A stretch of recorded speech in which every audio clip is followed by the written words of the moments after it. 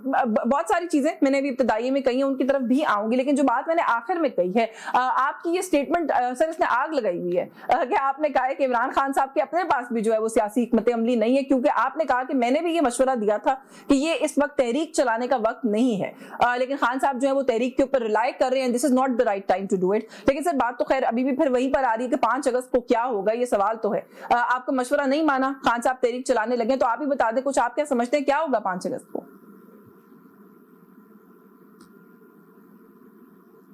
नहीं, मैंने वो उनकी रिहाई के कॉन्टेक्स्ट में बात की थी कि रिहाई के लिए जो तहरीक बार बार चलाना जो है ये कोई मुनासिब हिकमत अमली नहीं है और इससे कोई रिहाई के इंश्योर भी नहीं हो सकती। तो वो तो एक प्रॉपर कॉन्टेक्स्ट में बात होती है। ये हमारे यहाँ पे तो आग वैसे लगी रहती है, फिर जहाँ पे लगनी है वहां पे नहीं लगती, लगी है सर? बाकी कोई बात कर दे तो इनको नहीं लगी है। आपने पीटीआई का ट्विटर हैंडल देखा है, पीटीआई के लोगों का रद्द-ए-अमल देखा है, वो कह रहे हैं कि अगर खान साहब के पास सियासी हिकमत अमली ना होती तो उनकी पार्टी आज वहां खड़ी होती जहां खड़ी है। सर मुझे तो नहीं दिखाई देती पीटीआई कहीं खड़ी हुई, आपको दिखाई देती है तो आप बता दें। मुझे पार्टी से सरोकार नहीं है, मुझे इमरान खान कहाँ खड़े हैं और कहाँ पे खड़े रहेंगे मेरे लिए वो अहम है। इमरान खान बाहर आते हैं या नहीं आते मेरे लिए वो अहम है। मेरी पार्टी तो इमरान खान है ना, बाकी पार्टी तो होगी लेकिन मेरा तो सरोकार नहीं है। मैं तो कोई ओहदेदार नहीं हूँ, ना मैं मुतमन्नी हूँ किसी चीज का। मेरी तो ख्वाहिश है इमरान खान बाहर आए और जो जिन लोगों की ख्वाहिश, जिनकी दुकानें बंद होंगी उनकी ख्वाहिश है कि कोई भी बाहर ना आए। तो मेरे तो उनकी प्रायोरिटीज में फर्क है।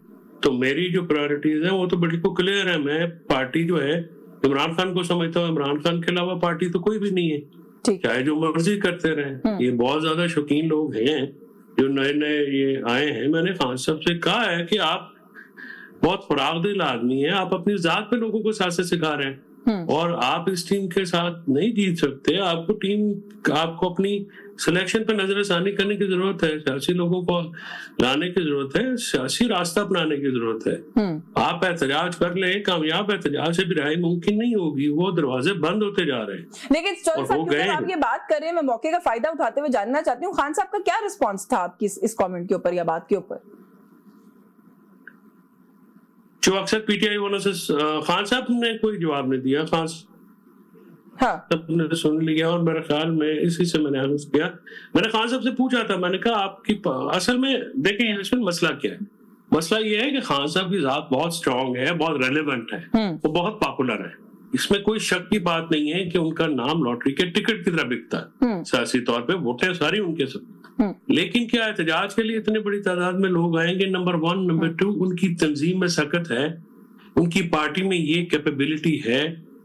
आप देखिए इतनी बड़ी पार्टी है, महमूद खान चकजई साहब से बड़ा एहतराम का रिश्ता है, मेरे लिए वो बड़े वाजिबुल एहतराम है, लेकिन एक सीट के आदमी है वो भी बलूचिस्तान में। उनका क्या असर है केपी में, उनकी पार्टी का क्या असर है पंजाब में? आप सियासी तौर पे इतनी बड़ी पार्टी में एक आदमी नहीं है जो किस तरीके से पढ़ाई कर सके और ना ही कोई आपके पास लायमल है। देखिए ना, ये बातें आपको संजीदगी से खान साहब को 2 साल हो गए अंदर और खान साहब की जो जिस तरीके से ये लगे हुए हैं तो बहुत अरसे तक रिहाई नजर नहीं आती। तो हम जैसे लोग जिनका मतमा नजर खान साहब की रिहाई है, हम तो दिल गिरफ्तार होते हैं इस बात से। बिल्कुल ठीक है। तो फिर आपकी बात से ये नतीजा निकाल लिया जाए कि 5 अगस्त को कुछ भी नहीं हो रहा? नहीं, 5 अगस्त को लोग निकलेंगे ही, वो तो ऐसी बात नहीं है कि इमरान खान साहब कॉल दें लोग ना निकले, लेकिन बहुत बड़ी तादाद में लोग। देखे ना, अब करना क्या है, लोग निकले चले, आप कह रहे हैं लोगों ने करना क्या है? लोगों को पता लगेगा, कोई एक लायमल होता है, कोई स्ट्रेटजी होती है, कोई मंजिल होती है, कोई जलसा जुलूस का कोई मुकाम होता है, कोई वक्त होता है। पूरे पाकिस्तान में निकलना है तो किस वक्त निकलना है, निकल के करना क्या है? क्या मोबाइल की स्क्रीन मगरिब के बाद ऑन करनी है, पैम्फलेट उठाने हैं, करना भी? क्योंकि जो चीज तो इमरान खान साहब की रिहाई के लिए आप कह रहे हैं, स्वाबी में 2 लाख बंदा इकट्ठा करना है या केपी पूरी में करना क्या है? कोई वो मैप नहीं है ना, कोई प्लान ऑफ एक्शन नहीं है कि आप आ तो रहे हैं 5 अगस्त को, लेकिन उसका टारगेट क्या है? संजीदगी है ना इस पार्टी लीडरशिप की, गैर संजीदगी है ना। दूसरी बात ये है कि लोग निकलेंगे अगर बहनें लीड करेंगी, बहनें भी रिलक्टेंट है, वो पार्टी की तो देखनी, पार्टी में सकत नहीं है।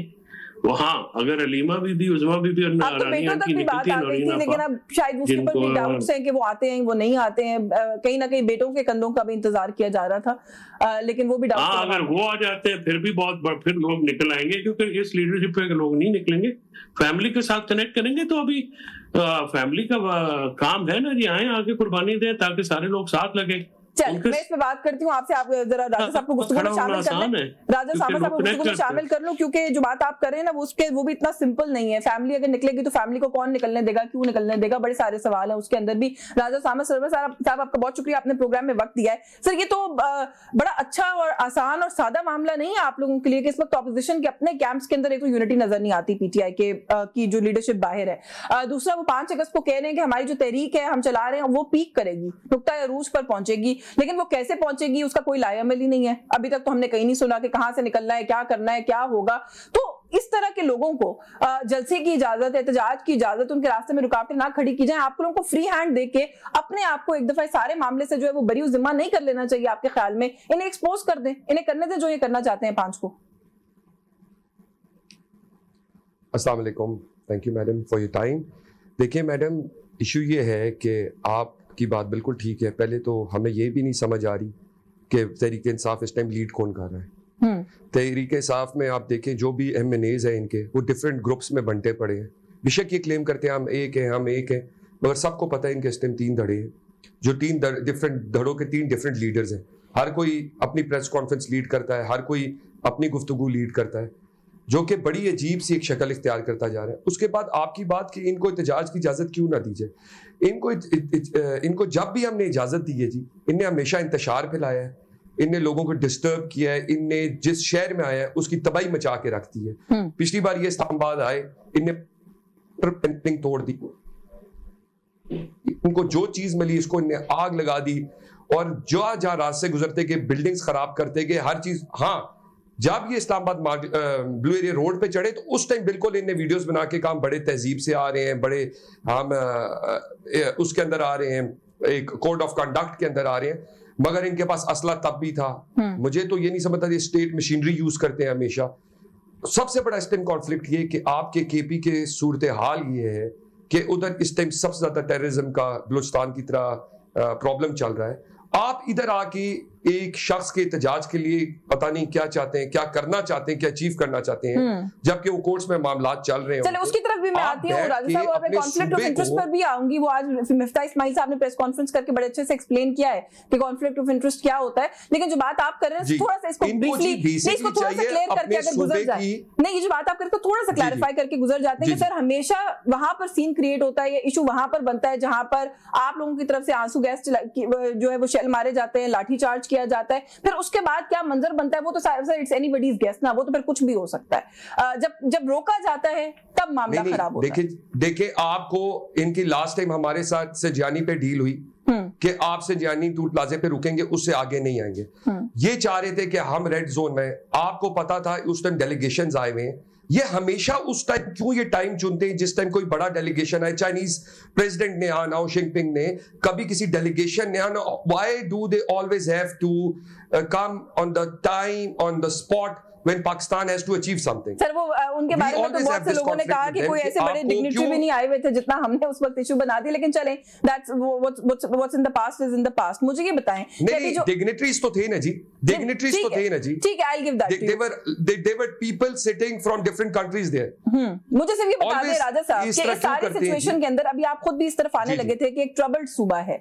मैं उसकी तरफ भी आती हूँ कि वहां पर जो इशू और मामलात हैं वो क्या है। एक ऐसे सूबे के अंदर हुकूमत की तब्दीली के लिए क्यों कोई एफर्ट या तो की जा रही है? फैसल करीम कुंडी साहब गवर्नर हैं, सदर पाकिस्तान ने लगाए हुए, वो कहते हैं कि अब हम अदम एतमाद करके दिखाएंगे। आपको नहीं लगता कि पॉलिटिकल क्योस ऐड करेगा उस सूबे के मसाइल के अंदर? देखिए जी, ये तो सीनियर लीडरशिप का फैसला है। अभी तक हमें कोई इसका इंडिकेशन नहीं दिया गया। ये तो अभी टॉक शोज की और इन चीजों की बातें हैं। अभी तक कोई हमारी पार्टी की तरफ से इंडिकेशन नहीं दिया गया कि we will go through with this. अभी तक हमारे पास कोई इस तरह की इंफॉर्मेशन नहीं पास ऑन हुई कि we will go through with this और हम इसको हम इनकी हुकूमत गिराएंगे। मगर मेरा इनसे हमेशा से ये कॉन्फ्लिक्ट रहा है कि अली अमीन साहब बहुत बड़े बड़े क्लेम करते हैं, काबिल एहतराम है, बड़े सीनियर पॉलिटिशियन है। आपको चाहिए अपने सूबे की मशीनरी उन 17 बच्चों के ऊपर लगा देते जो डूब गए। आप उन लोगों की फ्लाई बबूद के लिए काम करें कि जो लोग इस टाइम बड़े बड़े अजाबों में फंसे हुए हैं। आप लोग, आपकी पुलिस के लोग शहीद हो रहे हैं, हमारे फौज के नौजवान शहीद हो रहे हैं। आपसे मेरी गुजारिश है कि आप अपनी एनर्जी, अपने सूबे का पैसा एक ऐसी कॉज पे लगाएं जिसका फायदा हो इस बिल्कुल।